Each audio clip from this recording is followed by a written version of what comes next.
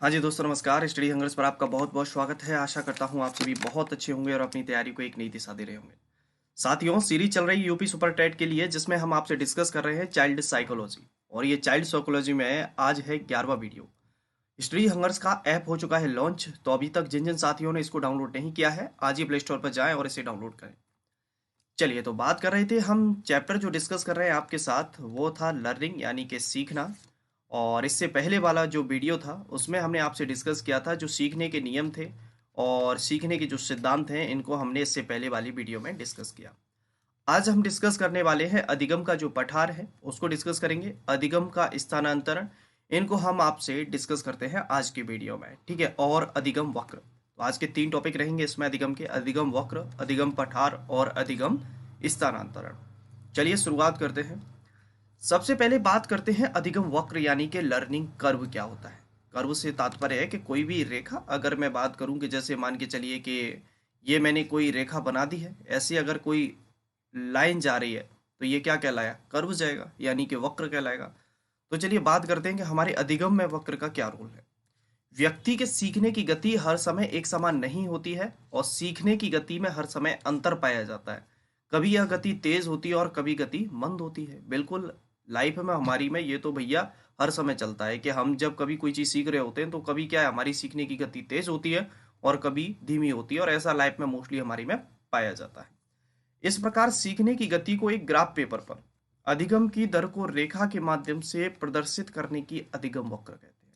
यानी कि जो आपने की सीखने की जो गति है, सीखने की आपकी जो दर है, उसको एक ग्राफ पेपर पर एक लाइन के माध्यम से हम क्या करें, रिप्रेजेंट करें, तो वह क्या कहलाएगा, अधिगम वक्र कहलाएगा। अधिगम वक्र जो होते हैं ना बच्चों, अधिगम वक्र होते हैं भाई 4 प्रकार के। कितने प्रकार के, 4 प्रकार के। और जिसमें हम पहला डिस्कस कर रहे हैं धनात्मक अधिगम वक्र यानी कि पॉजिटिव लर्निंग कर्व।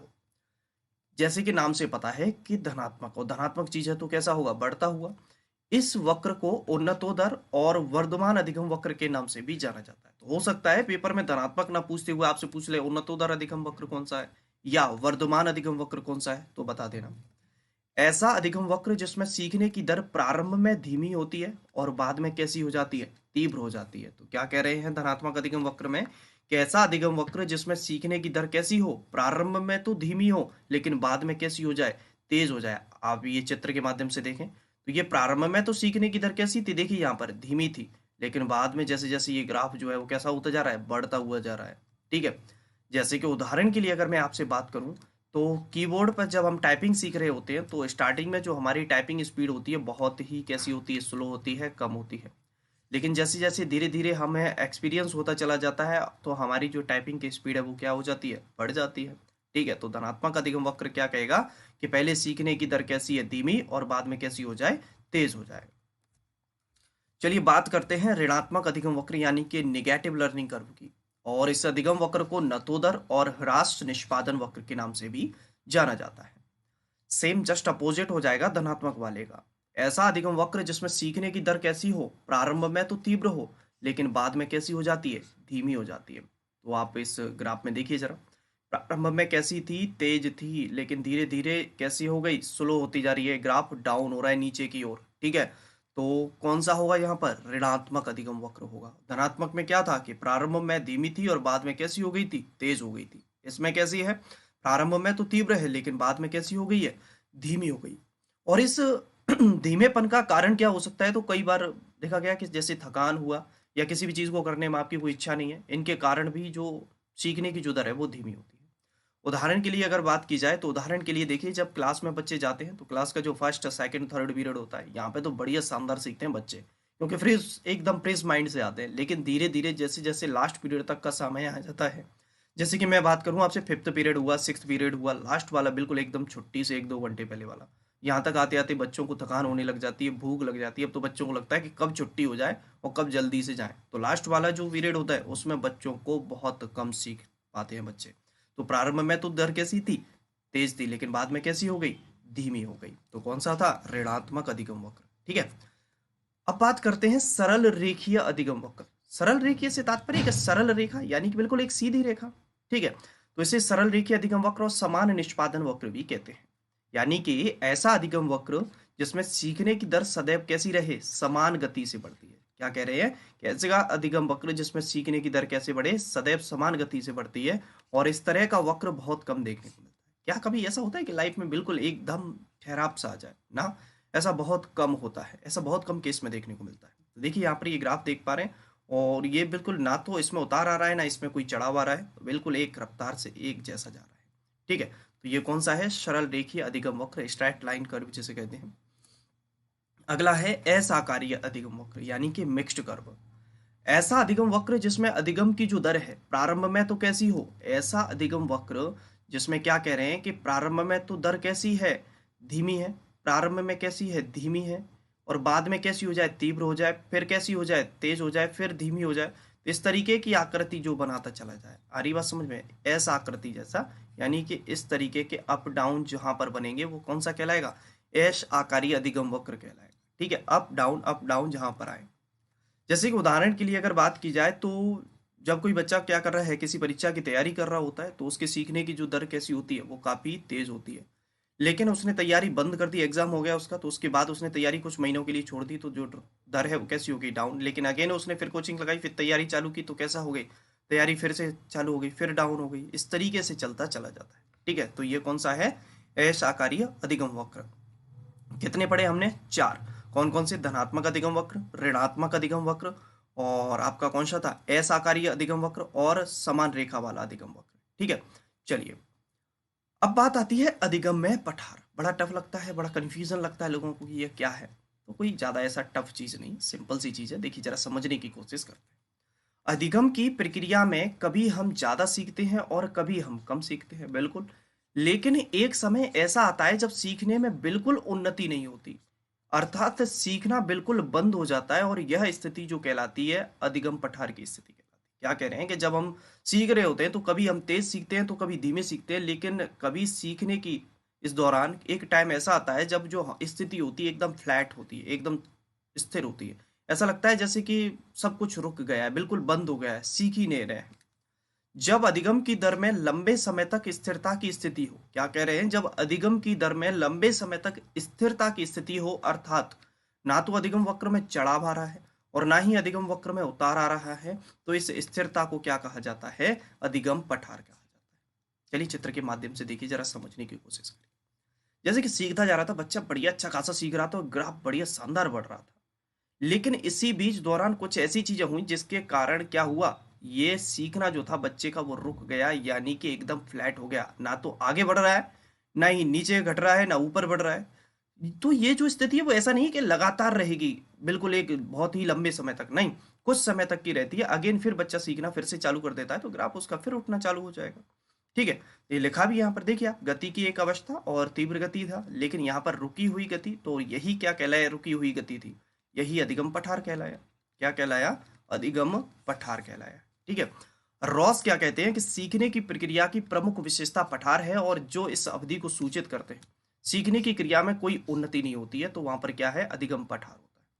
अगर ऐसा हुआ कि बच्चा कुछ सीख नहीं पा रहा है, उसकी जो गति थी वो रुक गई, तो किस वजह से हुआ? तो या तो पढ़ाते समय जो शिक्षण विधियां थी वो अनुचित थी, जिनकी वजह से उसका ज्यादा प्रभाव बच्चे पर नहीं पड़ा और बच्चा उस चीज को अच्छे से नहीं सीख पाया, या आपने बच्चे को जो पढ़ाया उसने उस चीज का एक्सपीरियंस यानी कि उसका रिवीजन नहीं किया, अभ्यास नहीं किया। ठीक है, उसके बाद अगर हम बात करें, जो कार्य कराया जा रहा बहुत टफ था, जटिल था, तो इस कार्य में बच्चे का मन ही नहीं लग रहा, करना ही नहीं चाह रहा। कक्षा का जो वातावरण था, मान के चलिए वो कैसा था? नकारात्मक था। और जो आप बच्चों को पढ़ाना चाह रहे थे उसके प्रति बच्चों में क्या थी? उदासीनता थी, बच्चे उसमें कोई इंटरेस्ट ले ही नहीं रहे थे। इस वजह से अधिगम पठार आता है। क्लियर हो गया होगा अधिगम पठार। क्या कह रहे हैं कि जब भैया क्या हो कि अधिगम की दर में लंबे समय तक स्थिरता की स्थिति हो, अर्थात ना तो अधिगम वक्र में चढ़ाव आ रहा हो और ना ही अधिगम वक्र में उतार आ रहा हो, तो इस स्थिरता को क्या कहा जाता है? अधिगम पठार कहा जाता है। ठीक है, अधिगम वक्र कंप्लीट होते हैं और अधिगम पठार। बात आती है अधिगम स्थानांतरण यानी कि ट्रांसफर ऑफ लर्निंग, यानी कि कोई चीज आपने सीखी और उसी चीज को आप किसी दूसरी परिस्थिति में क्या कर लें? उपयोग कर लें, तो यह क्या कहलाता है? ट्रांसफर ऑफ लर्निंग कहलाता है। जैसे कि क्रो और क्रो क्या कहते हैं? सीखने के एक क्षेत्र में अर्जित सोचने, महसूस करने या कार्य करने की आदतों, ज्ञान तथा कौशलों का सीखने के किसी दूसरे क्षेत्र में प्रयोग करना ही प्रायः प्रशिक्षण का अंतरण कहलाता है। यानी कि कोई चीज आपने किसी एक जगह से सीखी और दूसरी जगह पर आपने उस चीज को यूज कर लिया, तो यह क्या कह रहा है? ट्रांसफर ऑफ लर्निंग कह रहा है। जैसे कि स्थानांतरण के प्रकार की बात हम करें तो सबसे पहला आता है सकारात्मक या धनात्मक स्थानांतरण। ठीक है, पॉजिटिव बात कर रहे हैं, पॉजिटिव ट्रांसफर। जब एक विषय में आपने कोई चीज सीखी और उसे दूसरे विषय में क्या हो, वो सहायक हो, तो इसे क्या कहते हैं? सकारात्मक धनात्मक स्थानांतरण कहते हैं। जैसे कि अगर आपने मान के चलिए टेनिस खेलना सीखा, टेनिस खेलना सीखा तो और अब आप क्या सीख रहे हैं? बैडमिंटन खेलना। तो ये चीज आपकी क्या करेगी? इसमें हेल्प करेगी कि नहीं करेगी? तो ये कौन सा हुआ यहाँ पर? सकारात्मक या धनात्मक स्थानांतरण। जैसे कि अगर हम बात करें, आपने मैथ्स सीखा और मैथ के बाद आप फिजिक्स में सॉल्व कर रहे हैं, जो न्यूमेरिकल्स हैं उनको सॉल्व कर रहे हैं, तो मैथ की नॉलेज को आप यूज कर रहे हैं किस में? फिजिक्स में। क्या इसमें ये सहायक हो रही है? बिल्कुल सहायक हो रही है। तो कौन सा है यहाँ पर? तो सकारात्मक स्थानांतरण। ठीक है। अब बात आती है नकारात्मक। जब एक विषय में सीखा हुआ ज्ञान किसी दूसरे विषय में बाधा बन जाए, हेल्प नहीं करेगा। अब यहाँ पर आपने कोई चीज पहले सीखी, अब दूसरी चीज में वो बैरिकेड बनेगा, बाधा बनेगा, तो यहाँ पर क्या हो जाएगा? तो इसे कहेंगे आप ऋणात्मक स्थानांतरण कहेंगे। जैसे कि जो अंग्रेजी कीबोर्ड होता है, जब आप उस पर अंग्रेजी टाइपिंग कर ली, ठीक है, अंग्रेजी टाइपिंग आपने सीख ली, अब आप उस पर हिंदी टाइपिंग सीख रहे हैं, तो आपके लिए क्या है? ये हेल्प नहीं करेगा। ये आपके लिए अंग्रेजी टाइपिंग हिंदी टाइपिंग में क्या बन रही है? बाधा बन रही है। यानी कि कोई चीज, एक चीज सीखी और किसी दूसरी चीज में जब कोई चीज हेल्प ना करे, उसमें बाधा बने, तो वहां पर कौन सा होगा? नकारात्मक या ऋणात्मक स्थानांतरण। क्लियर है? अगला होता है शून्य। ना तो भाई हेल्प करेगा यहाँ पर, एक चीज में सीखी हुई चीज किसी दूसरी चीज में ना तो सहायक हो रही है और ना ही उसमें बाधक हो रही है, न्यूट्रल स्थिति बन रही है, यानी कि जीरो ट्रांसफर जैसे कहते हैं, शून्य स्थानांतरण कहलाए। जैसे कि मान के चलिए कोई व्यक्ति कार चलाना सीख रहा है और कोई व्यक्ति गड़े थल करना सीख रहा है, दोनों चीजें अलग अलग हैं। ना तो एक चीज दूसरी चीज में सहायक हो रही है और ना ही किसी चीज में बाधा बन रही है। क्लियर है बात? तो तीन हो गए आपके। कौन कौन से? धनात्मक में क्या होगी? एक चीज दूसरी चीज में क्या करेगी? हेल्प करेगी। और ऋणात्मक में क्या होगा? एक चीज दूसरी चीज में बाधा बनेगी। और यहाँ पर क्या होने वाला है? कुछ भी नहीं होने वाला है, जीरो। ठीक है, याद रखें, ना तो हेल्प होगी शून्य वाले में और ना ही बाधा बनेगी। अगला आता है क्षैतिज या लंबवत स्थानांतरण, जैसे हम कहते हैं हॉरिजॉन्टल ट्रांसफर। जब किसी परिस्थिति में अर्जित ज्ञान का प्रयोग व्यक्ति के द्वारा उसी प्रकार की लगभग समान परिस्थिति में किया जाए। ठीक है, क्या कह रहे हैं? कि जब व्यक्ति ने कोई चीज सीखी और उसी के समान कोई दूसरी चीज सीख रहा है और उस चीज में क्या करे? वो चीज हेल्प कर रही है, तो वहां पर कौन सा होगा? क्षैतिज या लंबवत स्थानांतरण। जैसे स्कूटर चलाना सीखा किसी ने, अब वो व्यक्ति मोटरसाइकिल चलाना सीख रहा है, तो इस चीज में हेल्प हो रही है कि नहीं हो रही है? बिल्कुल, उसी के समान जब चीज हो रही है, तो यहाँ पर कौन सा है? क्षैतिज या लंबवत स्थानांतरण। ठीक है। अगला है ऊर्ध्व स्थानांतरण। ऊर्ध्व स्थानांतरण में क्या हुआ? कि जब किसी परिस्थिति में अर्जित ज्ञान का उपयोग प्राणी के द्वारा किसी उच्च स्तरीय परिस्थितियों में किया जाए। यानी कि कोई छोटे स्तर की कोई चीज सीखी आपने, उसके बाद आप एक बड़े स्तर की कोई चीज सीखना चाह रहे हैं, ठीक है, तो वहां पर वो चीज आपके लिए हेल्प कर रही है, तो वहां पर कौन सा है? ऊर्ध्व स्थानांतरण। तो जैसे कि अगर कोई व्यक्ति स्कूटर चलाना सीख रहा है, उसके बाद वो व्यक्ति क्या करे? कार चलाना सीख रहा है, तो एक छोटी चीज के द्वारा क्या कर रहा है? बड़ी चीज चलाना सीख रहा है। ठीक है। और आता है आपका द्विपार्श्विक स्थानांतरण, यानी कि हमारे शरीर के किसी एक भाग को दिए गए प्रशिक्षण, यानी कि आपने हमारे जो बॉडी पार्ट है उसके किसी एक पार्ट को आपने कोई ट्रेनिंग दी और उसका उपयोग क्या करे? दूसरे में हो, दूसरे बॉडी पार्ट में हो। जैसे कि आपने मान के चलिए राइट हैंड से लिखना सीखा और उसके बाद आप इस स्किल का यूज किस में करें? आप लेफ्ट हैंड से लिखने में करें। ठीक है, तो यहाँ पर कौन सा होगा? द्विपार्श्विक स्थानांतरण। अच्छा, मुझे ये बताना कि आपने थ्री इडियट मूवी देखी होगी, है ना? थ्री इडियट मूवी, तो वो दोनों हाथों से लिखता है, जो वायरस यानी कि प्रिंसिपल होता है वो, है ना?